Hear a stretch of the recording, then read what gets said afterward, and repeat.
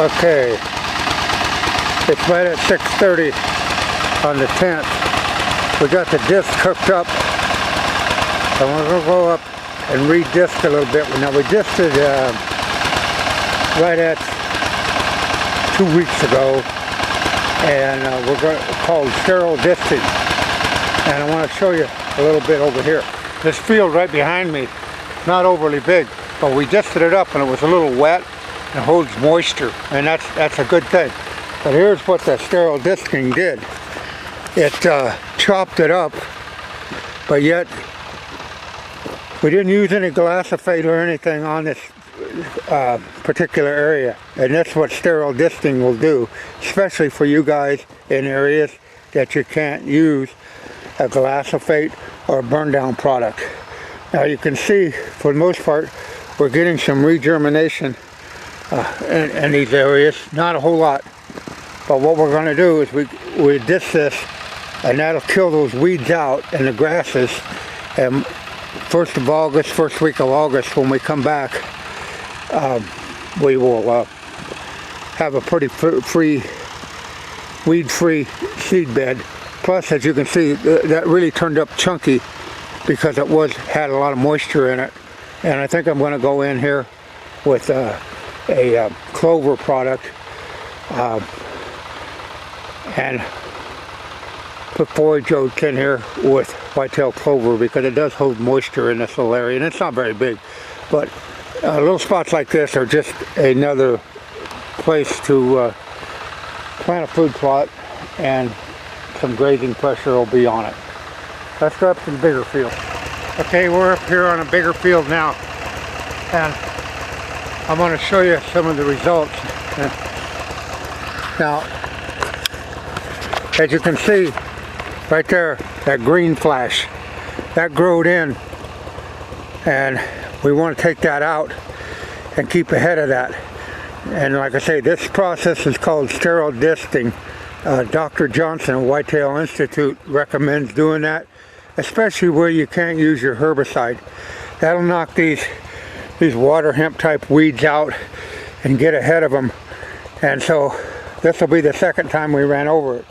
And that's what, like I say, this is an option to where you don't have to use a glyphosate product, and you can stay ahead of the weeds. So that's what we're going to do here.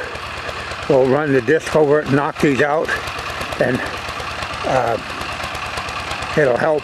Also, it'll help when the moisture comes. It won't shed because it'll go into this dirt. It's awful dry right now, and but with that loose dirt like that, any moisture that comes will be absorbed into that instead of just running off on hard pan. So let's get the disc running.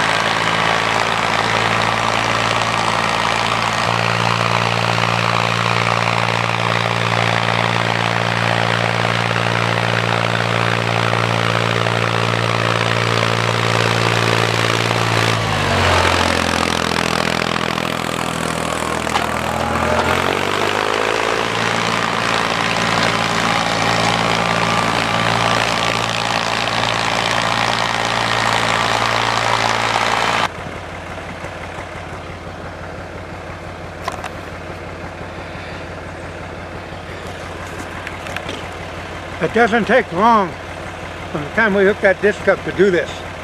Don't worry about the finish. I like it rough like this. That way it'll slow down any erosion. It won't have a smooth situation to go. Now I want to show you one more aspect. You see those velvet leaves in that corner? That's got to come out of there. Because now you could use some 2,4-D on it, I reckon. Or if you, there again, you can go in there. There's not much.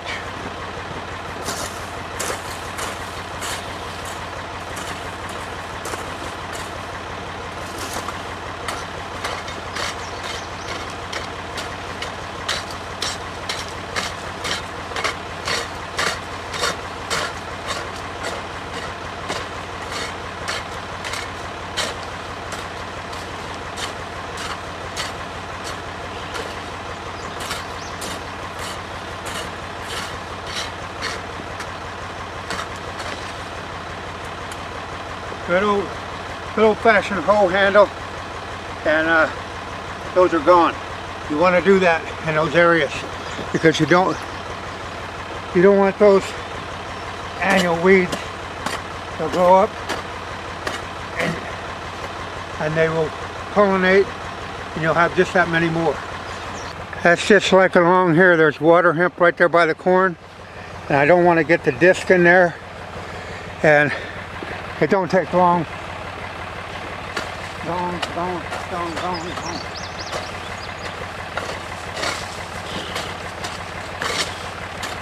That way that's gone out of there. Because it's going to be 91 degrees out here today. But we're going to have all the work done by 8 o'clock with just a little bit of, and we didn't have to use any herbicide. Just good old-fashioned American labor. Right in here, I couldn't get backed up in there. If you want to get them out of there. And I really get a kick out of some of these YouTube channels. 10 easy steps to food plotting. Well, folks, there ain't nothing easy in life that I've found at 70 friggin' years old, and I'll take them all on, and I don't give a shit. Get out in the street, I'm ready to rock and roll. This man's trying to make America great. Takes a lot of damn hard work to get the job done. And it seems like America is wanting to go down the easy street in every fashion that they live. Well, it ain't easy. And when we get this food plot planted, you'll see what I mean. But if you want something worth having, then you're going to have to put more than the easy way into life. Like, Jesus, what's happened to the American work ethic? There's a few water hemp over here. We can hit them with the hoe.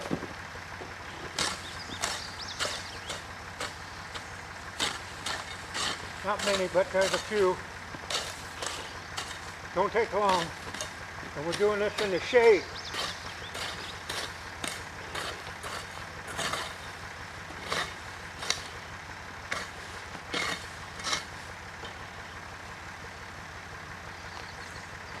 And every time you get one of them pulled out of there, it's just one less seed bank. And it don't take that long.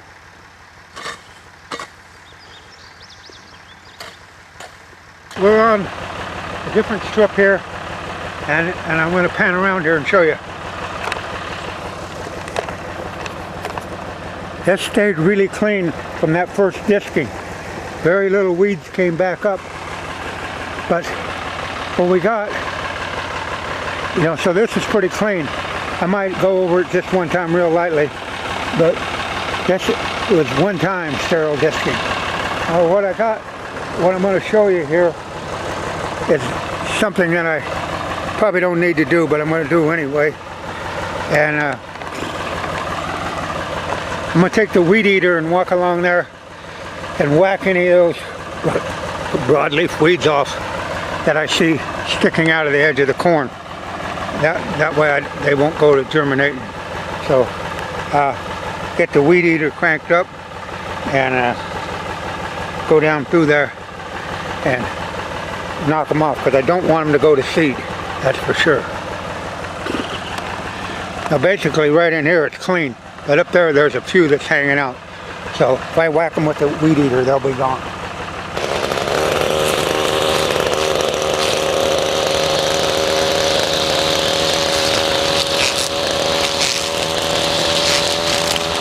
Now here's a good example of the weed eater. You got some velvet leaf there.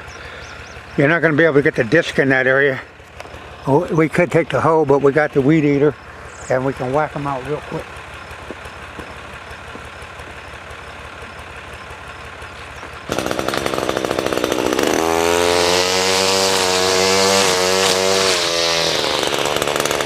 Now what we're going to do is go down through here, pick one row of corn out. I'll show you. We're going right down through this one row. Go down this middle one. I'm going to take this out. If we take two out, that's fine too. Might take two out. Might be just as easy. But I got an area back here that didn't come along too good. And it's this area in here. It's real sporadic. The planter, I was planting short rows, and you can see for yourself firsthand that it's really sporadic. So what we're going to do is mow this area out because it's really inundated with velvet leaf, and so we'll get in here and mow this area out right in here, and that way we'll plant this with the fall annual. And like I say, we're going to come right down through this path and take this out. I guess I'm going to have to take 2 rows out, so we'll take those 2 rows out there, and that's another good corn stand.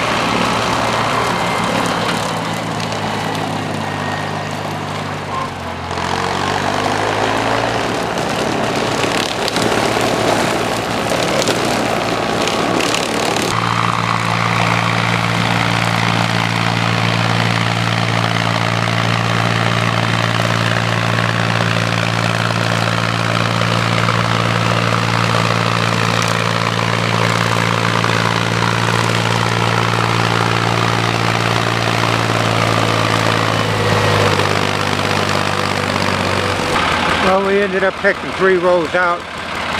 That's all right. That way the disc can get down in here. But like I say, trying to plant these short rows, the planter didn't work well. I was backing up, going out, and so that was really sporadic. Now you can see this area. It's not very big, but it's big enough to plant a variety, a different, something in there that will attract deer, because as sporadic as that corn was, it may not have germinated anyway. So now we can get in here and till this up.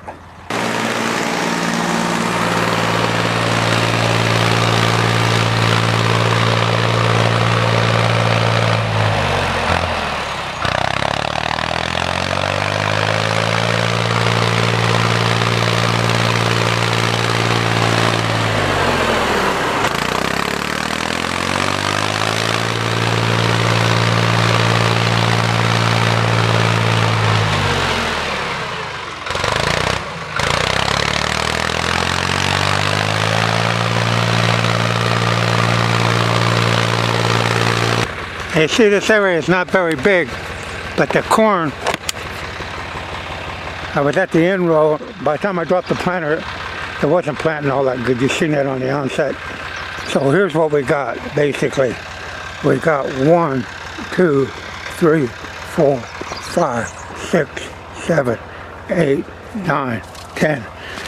That's 10 feet, or 10 yards. That's 30 feet by 1, 2, 3, 4, 5, 6, 7, 8, 9, 10, 11, 12, 13, 14, 15, 16, 17, 18, 19. Basically, 20 yards by, which would be about 60 feet by 30 feet. And that's all surrounded with corn. And it would be a lot more productive with something in here, a late season annual, than what was in here, because that corn was not going to really produce. So anyway, well, that's it from the sterile distant standpoint.